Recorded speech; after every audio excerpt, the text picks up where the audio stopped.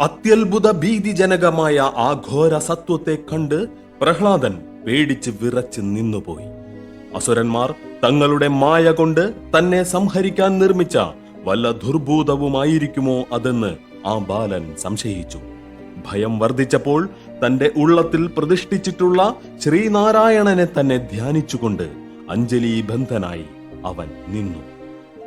അസുരപ്രവീണനായ ഹിരണ്യകശിപുവിനെ വധിക്കുവാനായി കാരുണ്യവാരാന്നിധിയായ ശ്രീഹരി കമലാവല്ലഭൻ നരനും മൃഗവും അല്ലാത്ത നരസിംഹരൂപത്തിൽ പകലും രാത്രിയുമല്ലാത്ത സന്ധ്യാസമയത്ത് തിരുവവതാരം ചെയ്തിരിക്കുകയാണ്.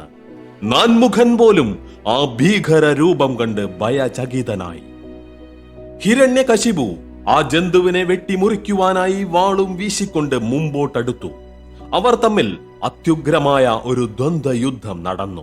യുദ്ധമധ്യേ ദൈത്യേന്ദ്രന്റെ വാളും പരിചയം ദൂരെ തെറിപ്പിച്ചിട്ട് ദൈത്യാരി അവനെ കവാടദ്വാരത്തിൽ വെച്ച് ചാടി പിടിച്ചു വലിച്ച് വാതിൽ പടിയിന്മേൽ ഇരുന്ന് തന്റെ തിരുമടിയിൽ മലർത്തി കിടത്തി കൂർത്ത മൂർത്ത നഖങ്ങൾ കൊണ്ട് അവന്റെ മാറിടം കുത്തിക്കീറി പിളർന്ന് കുടുകുടാ പുറത്തേക്ക് ഒഴുകി വന്ന രുതിരപൂരം തൃക്കരങ്ങളാൽ വാരിക്കോരി തിരുമയ്യാസകലം പൂശി നീണ്ട കുടൽ മാലകൾ വലിച്ചു പറിച്ച് തിരുവക്ഷസിൽ അണിഞ്ഞുകൊണ്ട് ലോകം മുഴുവനും നടുങ്ങുമാറ് വീണ്ടും ഒന്ന് ഗർജിച്ചു.